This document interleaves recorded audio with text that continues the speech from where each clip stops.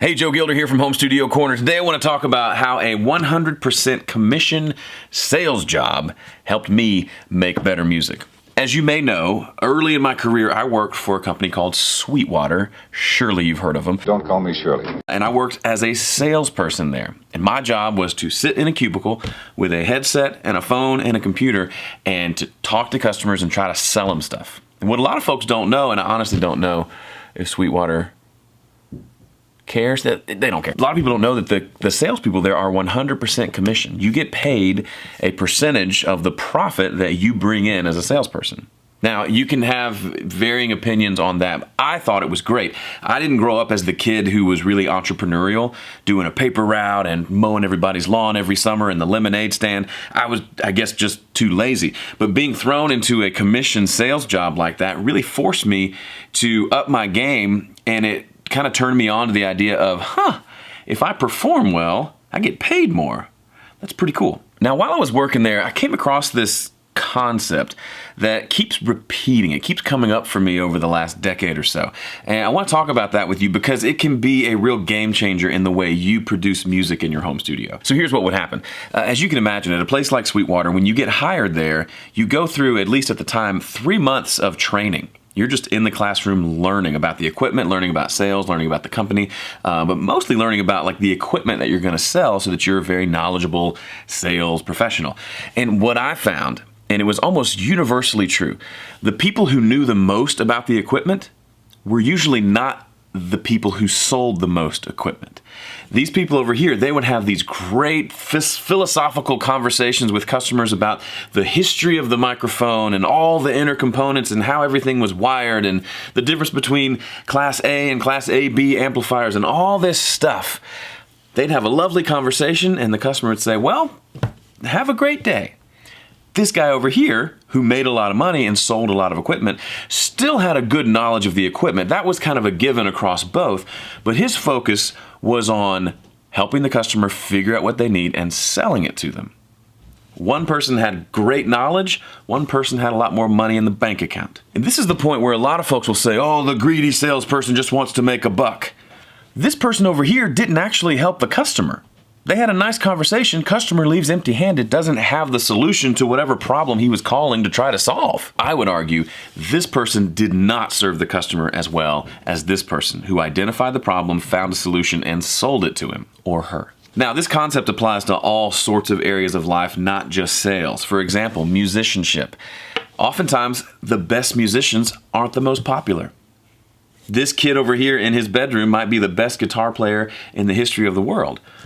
Over here is John Mayer, who everybody knows. This kid, you could maybe say, is arguably a better performer, technically a better guitar player than John Mayer. And yet John Mayer is famous and this kid is not. Here's another example from the audio world. Have you ever played a show or perhaps even been on a recording session where the engineer running the session is a know-it-all? They will tell you all the reasons why your ideas won't work, all the reasons why what they're doing is the best, all the reasons why blah, blah, blah. And it drives the musicians crazy. Things like, hey, I can't hear my guitar in my monitor.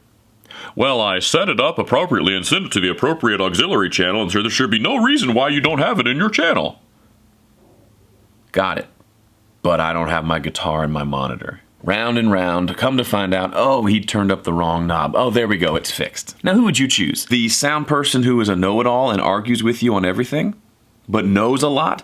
Or the sound person who still knows a fair amount, but is more concerned with making sure that you get what you want and not being right? Just the other day, I played music for my church's Easter service. The sound guy, whose name is also Joe, there were two sound guys, but Joe was running the monitors. We were using in-ears that day. And his sole job was to make sure we got what we wanted in our ears. And he was so attentive and paid so much attention. And any situation that came up, he said, I'll fix it, I'll figure it out. I'm not saying this because I want to be this narcissistic, do what I tell you guy. But I felt very served and very loved in that moment because I could focus on all the other things I had to do, singing and playing and figuring out arrangements and stuff like that, knowing that he's got my back. I'll take that guy who's got my back over the guy who knows everything about everything every time. Okay, so what's the takeaway? What's the difference between the successful people over here, the John Mayers, the successful salesperson, the really helpful audio person, and the unsuccessful people over here, the know-it-alls who don't seem to get a lot done? I would propose that the unsuccessful people are focused on being right, while the successful people are focused on being valuable. Let's walk through it really quickly. The salesperson focuses on helping the customer. The customer called because most likely the customer wants to buy something. Figuring out the right thing to buy and selling it to that person, that's actually helpful. Say what you will about John Mayer as a musician or his ego or whatever, but he has created something that people want. He has made music that people want to listen to. That's valuable. And my buddy Joe running monitors, he made my life better by the way he ran the audio. If he had been a know-it-all stick in the mud, it would not have been fun for anybody. That's valuable. In closing, study what the successful people are doing, and specifically, to paraphrase my buddy Jeff Barch, study the thing under the thing. It's not good enough just to learn the exact riff that John Mayer is playing without learning the underlying reasons for why he's playing it, what scale he's using, when he's playing it, at what point in the song he's not playing it, all of those things. Speaking of that, the name of that game is production.